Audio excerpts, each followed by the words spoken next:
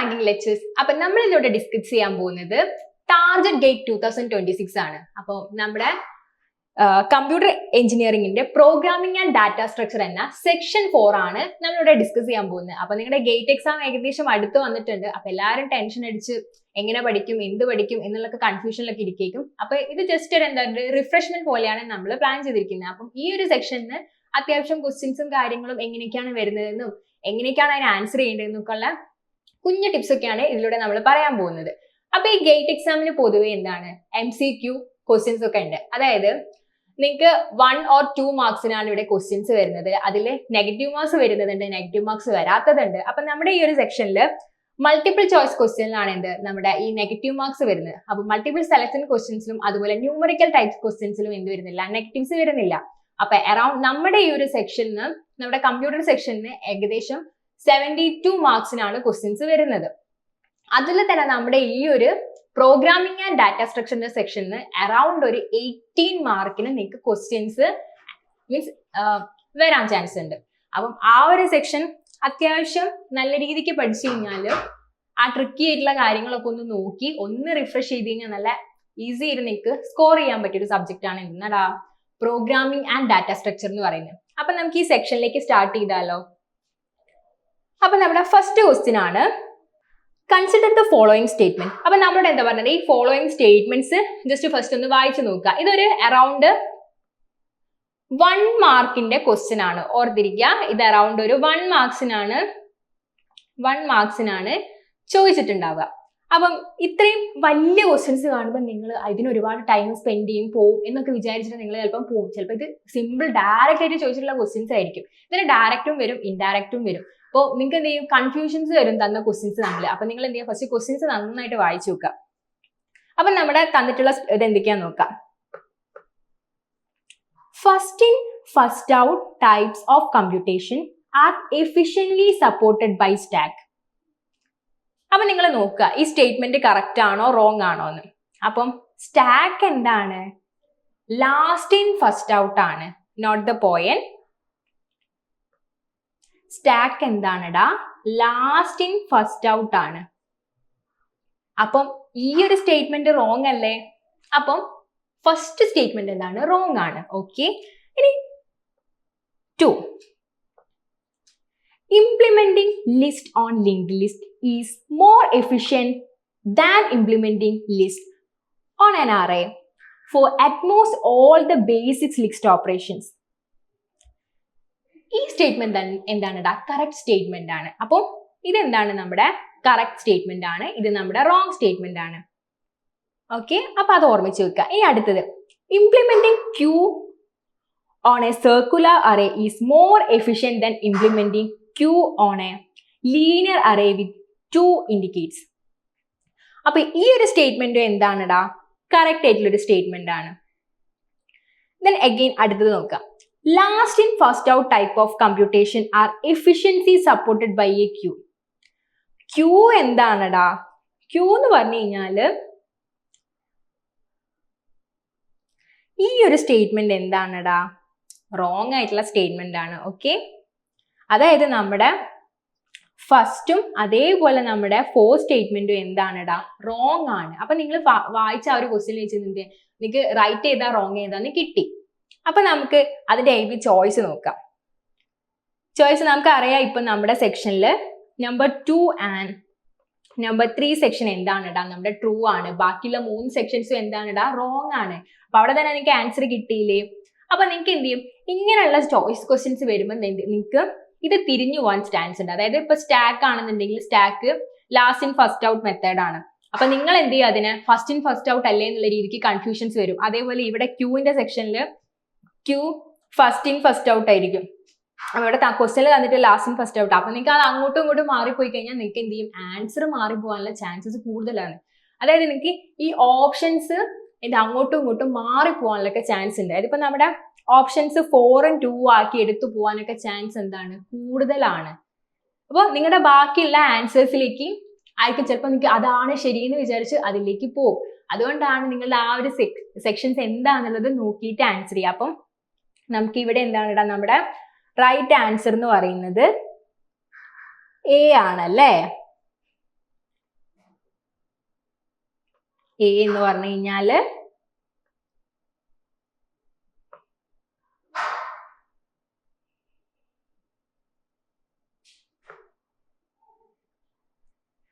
Two and 3 ആണല്ലേടാ. അതായത് ഇതാണ് നമ്മുടെ റൈറ്റ് ആൻസർ. ഓക്കെ, ഇനി അടുത്ത ക്വസ്റ്റ്യനിലേക്ക് പോവാം. Which of the following is essential for converting an infix expression to postfix from efficiently? അപ്പം ഈ ഒരു ക്വസ്റ്റ്യനിൽ ഈ ഓപ്ഷൻസ് നോക്കുക നിങ്ങൾ. An operator stack, an operator stack, an operand stack, an operand stack, an operator stack, a parse tree. അപ്പൊ ഈ ഒരു ക്വസ്റ്റ്യനിൽ നിങ്ങൾക്ക് എന്താ പറയുക, ഇത് എ ആണോ ബി ആണോ സി ആണോ എന്നുള്ള ആ കൺഫ്യൂഷൻസ് കൂടുതൽ വരാം. അതായത് നമ്മുടെ ഇൻഫിക്സ് പോസ്റ്റ് ഫിക്സിലേക്ക് മാറ്റുന്ന സമയത്തുള്ള ആ കൺവേർഷൻ, അപ്പൊ നിങ്ങൾ വിചാരിക്കും എഫിഷ്യന്റ് ആയിട്ടുള്ള കൺവേർഷൻ എന്ന് പറയുന്നത് എന്താണ്, ഓപ്പറേറ്റർ മാറുന്നതായിരിക്കും. അപ്പം ഓപ്പറേറ്റർ എന്താണ്? ഓപ്പറേറ്റർ എന്ന് പറഞ്ഞാൽ നമ്മുടെ ഒന്നിಗೆ പ്ലസ് ആയിരിക്കാം, അല്ലെങ്കിൽ ഈ സിമ്പിൾസ് ഇതായിരിക്കും. ഇന്നത്തെ ഓപ്പറന്റ് എന്ന് പറഞ്ഞു കഴിഞ്ഞാൽ ഇപ്പോൾ എ ബി, ഇതെന്താണ്, ഓപ്പറന്റ് ആണ്. അപ്പം നിങ്ങളെ കൺവേഴ്സിന്റെ സമയത്ത് നിങ്ങൾ വിചാരിക്കും അപ്പം ഇത് രണ്ടും അവിടെ മാറ്റം വരുന്നില്ലേ, അപ്പം ഇതായിരിക്കും ആൻസർ എന്ന് ചോദിച്ചാൽ നിങ്ങൾ എന്ത് ചെയ്യും, സി ആണ് അതിന്റെ കറക്റ്റ് ആൻസർ എന്ന് വിചാരിക്കും. പക്ഷെ അങ്ങനെയാണോ? അല്ല. അപ്പൊ നമ്മുടെ ഈ ഒരു ക്വസ്റ്റ്യൻ എഫിഷ്യന്റ് ആയിട്ടുള്ള infix expression to the postfix conversion ഏതാടാ? നമ്മുടെ എ ആണ്. ഓക്കെ, നമ്മുടെ എ ആണ് ഇവിടെയുള്ള കറക്റ്റ് ആൻസർ എന്ന് പറയുന്നത്. ഓക്കെ, ഇനി അടുത്ത ക്വസ്റ്റ്യൻ എന്ന് പറയുന്നത് a binary search tree is generated by inserting in order of the following integer. അപ്പൊ ഇതാണ് നമ്മുടെ എന്ത്, binary search tree. The number of nodes in the left subtree and the right subtree of the root respectively. അപ്പം നമ്മുടെ ഈ ഒരു section വെച്ചിട്ട് നമുക്ക് എന്ത് ചെയ്യണടാ, നമ്മുടെ സബ്ട്രീ ബിൽഡ് ചെയ്യണം. അപ്പം ആ സബ്ട്രീ ബിൽഡ് ചെയ്ത് കഴിഞ്ഞിട്ട് അതിന്റെ ലെഫ്റ്റിൽ എത്രയാണുള്ളത്, നിങ്ങളുടെ റൈറ്റിന്റെ സബ്ട്രീ എത്ര, ഇത് എത്രയാന്നുള്ളത് ആണ് നിങ്ങളുടെ ചോദിച്ചിട്ടുള്ളത്. ഇത് എന്താ, നമ്മുടെ ഈ ബൈനറി സെർച്ച് ട്രീ ബിൽഡ് ചെയ്യുന്നതിൽ എന്തെങ്കിലും ഇഷ്യൂസ് വന്നു കഴിഞ്ഞാൽ എന്ത് ചെയ്യും, നമ്മുടെ ആൻസർ തിരിഞ്ഞു പോകാനുള്ള നല്ല ചാൻസ് ഉണ്ട്. ഓക്കെ, അപ്പൊ നമ്മൾ എന്ത് ചെയ്യാം, നമുക്ക് അതിന്റെ ട്രീ ഒന്ന് ബിൽഡ് ചെയ്ത് നോക്കാം. അപ്പൊ നമുക്ക് ക്വസ്റ്റ്യനില് എന്തൊക്കെ തന്നിട്ടുണ്ടടാ? ക്വസ്റ്റ്യനിൽ 50, 15 again 62, 5, 20, 58, 91, 3, 8, 37, 60 and last one is 24. ഈ ഒരു ഓർഡറിലാണ് നമ്മുടെ ബൈനറി ട്രീ ഉള്ളത്. അപ്പൊ നമുക്ക് ഫസ്റ്റ് എന്ത് ചെയ്യാം, ബൈനറി ട്രീ ബിൽഡ് ചെയ്ത് നോക്കാം. അപ്പൊ നമ്മുടെ ഫസ്റ്റ് എന്താണെടാ, നമുക്ക് ഇത് ഈ ഒരു കളർ യൂസ് ചെയ്ത് നോക്കാം. അപ്പൊ 50 ആണ് നമ്മുടെ റൂട്ട് എന്ന് പറയുന്നത്. നമ്മുടെ ഈ റൂട്ടിൽ നിന്ന് നമ്മുടെ ലെഫ്റ്റ് സൈഡിലേക്ക് നമ്മൾ എന്ത് ചെയ്യടാ, ഈ 15നേക്കാളും ചെറുതാണല്ലേ 50 വരുന്നത്. ദെൻ റൈറ്റ് സൈഡിലേക്ക് പോകുമ്പോൾ ഈ 15നേക്കാൾ വലിയ എമൗണ്ട് എടുത്തു. ദെൻ അഗെയിൻ പോകുന്ന സമയത്ത് ഇനി ഇവിടുത്തെ ഇത് നോക്കാം. അപ്പൊ ഇവിടെ എന്ത് ചെയ്യും, 15നേക്കാൾ ചെറുതാണല്ലേ 5, അഗെയിൻ 15നേക്കാൾ വലുതാണ് 20. ഇനി നെക്സ്റ്റ് സ്റ്റെപ്പിലേക്ക് 62നേക്കാളും ചെറുതാണ് എന്ത്, 58. അപ്പൊ നമ്മൾ ലെഫ്റ്റ് സൈഡിലേക്ക് കൊടുക്കുക. 62നേക്കാളും വലുതാണ് എന്താ, നമ്മുടെ 91 വരുന്നത്. അഗെയിൻ 3, 8. അപ്പൊ നമ്മുടെ 5നേക്കാൾ ചെറുത് ഇങ്ങോട്ടും വലുത് നമ്മൾ ഈ സൈഡിലേക്ക് എഴുതാം. അഗെയിൻ നമുക്ക് എന്ത് വരുന്നുണ്ടടാ, 20നേക്കാളും വലുതല്ലേ നമ്മുടെ 37. അപ്പൊ നമ്മൾ എന്ത് ചെയ്യും, അത് ഇങ്ങോട്ടേക്ക് റൈറ്റ് സൈഡിലേക്ക് ബിൽഡ് ചെയ്യാം. അഗെയിൻ 58നേക്കാളും വലുതാണ് എന്താടാ, നമ്മുടെ 60 വരുന്നത്. ഇനി അഗെയിൻ നമ്മളെ 24 നമ്മൾ എന്ത് ചെയ്യുക, 37നേക്കാളും സ്മോളർ. അപ്പൊ നമ്മൾ എന്ത് ചെയ്യും, അത് ഇങ്ങോട്ടേക്ക് കണക്ഷൻ കൊടുത്തു. ഓക്കെ, ഇനി നിങ്ങൾ നോക്കാം, ഇതാണ് എൻ്റെ റൂട്ട്. ഓക്കെ, അപ്പം നമ്മുടെ ചോയ്സ് നിങ്ങൾ ആലോചിച്ച് നോക്കാം. നമ്മുടെ ചോയ്സിൽ എന്തൊക്കെ ഉണ്ട്, 4, 7 വരുന്നുണ്ട്, അതേപോലെ 7, 4 വരുന്നുണ്ട്. അപ്പൊ നിങ്ങൾക്ക് ഈ രണ്ട് എന്താ പറയാ ചോയ്സ് നിങ്ങൾക്ക് എന്ത് ചെയ്യും മാറിപ്പോവാനുള്ള ചാൻസ് ഉണ്ട്. അതായത് ലെഫ്റ്റും റൈറ്റും അങ്ങോട്ടും ഇങ്ങോട്ടും മാറിപ്പോയി കഴിഞ്ഞാൽ ഇവിടെ മാറിപ്പോവും. അപ്പം നമ്മുടെ കറക്റ്റ് ആൻസർ എങ്ങനെയാ വരുന്നത് എന്നുള്ളത് ഞാൻ കാണിച്ചു തരാം. അപ്പൊ നമ്മുടെ ലെഫ്റ്റ് സൈഡ് എന്താണെടാ, ഈ ഒരു പോർഷൻ ആണ് നമ്മുടെ ലെഫ്റ്റ് സൈഡ് വരുന്നത്. നമ്മുടെ റൈറ്റ് സൈഡ് വരുന്നത് ഈ ഒരു പോർഷൻ ആണ്. അപ്പോ നമ്മുടെ ലെഫ്റ്റ് സബ് ട്രീ എത്ര വരുടാ? ലെഫ്റ്റ് സൈഡിൽ എത്ര വരും? 1 2 3 4 5 6 7. ഓക്കെ, 7 കിട്ടും. ഇനി നമുക്ക് റൈറ്റ് സൈഡിലേക്ക് നമുക്ക് റെഡ് കളറിൽ എഴുതാം. ഇനി നമ്മുടെ റൈറ്റ് സൈഡ് നോക്കുക. 1 2 3 4. അപ്പൊ നമ്മുടെ ഏതാണ് നമ്മുടെ കറക്റ്റ് ആൻസർ വരുന്നത്? 7 4 ആണല്ലേ നമ്മുടെ കറക്റ്റ് ആൻസർ. അതായത് ബി ആണ് എന്താടാ നമ്മുടെ കറക്റ്റ് ആൻസർ വരുന്നത്. ഓക്കെ, അപ്പം ഇതിൽ നിങ്ങൾക്ക് തെറ്റിപ്പോകുന്ന ഒരു കേസ് ഞാൻ പറഞ്ഞുതരാം. അതായത് ഇതാണ് നമ്മുടെ കറക്റ്റ് മെത്തേഡ് എന്ന് നിങ്ങൾ കരുതുക. അപ്പം നമ്മൾ എന്ത് ചെയ്യും? റൂട്ടിന് മാറ്റാതെ റൂട്ടും കൂടി ആഡ് ചെയ്തു എന്ന് വിചാരിക്കാം. റൂട്ടും കൂടി ആഡ് ചെയ്ത് ചെയ്യുമ്പോൾ എത്ര എങ്ങനെ വരടാ? 8 വരാം അല്ലേ? എഗെയിൻ നിങ്ങൾ എന്ത് ചെയ്തു? ഇനി സബ് ട്രീ സെലക്ട് ചെയ്യുന്ന സമയത്ത് ഇങ്ങനെ സെലക്ട് ചെയ്തു. അപ്പൊ എന്താ 8 3 ഇത് വരാനുള്ള പോസിബിലിറ്റി വരുന്നില്ലേ? ഇനി നിങ്ങൾക്ക് ലെഫ്റ്റ് സൈഡും റൈറ്റ് സൈഡും മാറിപ്പോയാൽ ഈ സെറ്റിലേക്ക് വരും. അപ്പം ആലോചിക്കുക, ട്രീ ബിൽഡ് ചെയ്യുന്ന സമയത്ത് നോക്കുക. അപ്പൊ നിങ്ങൾക്ക് ക്ലിയർലി മനസ്സിലാവും. അപ്പൊ നമ്മൾ ഇങ്ങനെ ഒരു ക്വസ്റ്റ്യൻ വന്നു കഴിഞ്ഞാൽ ഫസ്റ്റ് നിങ്ങൾ ട്രീ ബിൽഡ് ചെയ്തിട്ട് നിങ്ങൾ എന്ത് ചെയ്യുക? അതിന്റെ കറക്റ്റ് മെത്തേഡിലാണോ ഈ സോൾവിങ് വരുന്നത് എന്ന് നോക്കുക. ദെൻ അഗെയിൻ ഇതാണ് നമ്മുടെ ലെഫ്റ്റ് പോർഷൻ, ഇതാണ് നമ്മുടെ right portion, not this. Okay, simple അല്ലേ? ഇനി നമുക്ക് അടുത്ത ക്വസ്റ്റ്യനിലേക്ക് പോവാം. അടുത്ത ക്വസ്റ്റ്യൻ എന്താടാ? The following number are inserted into an empty binary search tree in the given order. ഈ ഒരു ഓർഡറിലാണ് എന്താടാ നമുക്ക് ഈ ബൈനറി ട്രീ ബിൽഡ് ചെയ്യേണ്ടത്. What is the height of the binary search tree? The height is the maximum distance of the leaf node from the root. അതായത് നമുക്ക് തന്നിട്ടുണ്ട്, ഒരു ഓർഡർ തന്നിട്ടുണ്ട്. ഈ ഒരു ഓർഡറിൽ നമ്മൾ എന്ത് ചെയ്യുക? ഫസ്റ്റ് ബൈനറി ട്രീ ബിൽഡ് ചെയ്തിട്ട് നമ്മുടെ ലീഫ് നിന്ന് റൂട്ടിലേക്കുള്ള ഡിസ്റ്റൻസ് എത്രയാണെന്ന് നോക്കുക. അപ്പം ആ ഡിസ്റ്റൻസ് ഇവിടെ തന്നിട്ടുണ്ട് നിങ്ങൾക്ക്. അതിൽ ഏതാ വരണമെന്ന് അറിയണമെങ്കിൽ നമുക്ക് ഫസ്റ്റ് എന്ത് ചെയ്യാം? നമുക്ക് ട്രീ ബിൽഡ് ചെയ്യണം. അപ്പൊ നമ്മൾ എന്ത് ചെയ്യുക? ട്രീ ബിൽഡ് ചെയ്യുന്ന സമയത്ത് ഓരോ സ്റ്റെപ്പായിട്ട് ഞാൻ കാണിച്ചു തരാം. അപ്പൊ ഫസ്റ്റ് നമ്മൾ ഇവിടെ എന്താടാ ചെയ്യുക? ഫസ്റ്റ് നമ്മൾ എന്ത് ചെയ്യും? നമ്മുടെ 10 ആണല്ലേ? അപ്പൊ നമ്മൾ എന്ത് ചെയ്യും? ഇൻസേർട്ട് 10 കൊടുക്കുക. അപ്പൊ നമ്മൾ എന്ത് ചെയ്യും? 10 ഇവിടെ ഇൻസേർട്ട് ചെയ്തു. നെക്സ്റ്റ് സ്റ്റെപ്പിൽ നമ്മൾ എന്താണ്? ഇൻസേർട്ട് 1 ആണല്ലേ? അപ്പം 10നേക്കാൾ ചെറുതല്ലേ? അപ്പൊ അഗെയിൻ നമ്മൾ എന്ത് ചെയ്യും? ലെഫ്റ്റ് സൈഡിലേക്ക് അത് മാപ്പ് ചെയ്യും. അഗെയിൻ ഇൻസേർട്ട് ഏതാടാ നമ്പർ വരുന്നത്? 3 അല്ലേ? അപ്പം 10. അപ്പൊ 10നേക്കാളും ചെറുതാണ് 1. അപ്പൊ ഇവിടെ 1 വന്നു. 1നേക്കാളും വലുതല്ലേ? അപ്പൊ നമ്മൾ എന്ത് ചെയ്യും? 1ന്റെ റൈറ്റ് സൈഡിലേക്ക് അത് മെൻഷൻ ചെയ്യും. അഗെയിൻ നമ്മൾ എന്താടാ? ഇൻസേർട്ട് 5 അല്ലേ? നമുക്ക് നെക്സ്റ്റ് പേജിൽ ചെയ്യാം.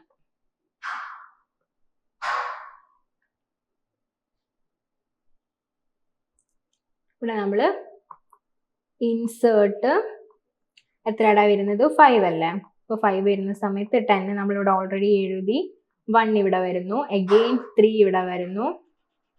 അഗെയിൻ 5 ഇവിടെ വരുന്നു. ഇനി നെക്സ്റ്റ് എന്താടാ? അടുത്തത് ഇൻസേർട്ട് ഏതാണ്ടാ നമ്പർ വരുന്നത്? 15 ആണല്ലേ? ഇൻസേർട്ട് 15. ഇൻസേർട്ട് 15.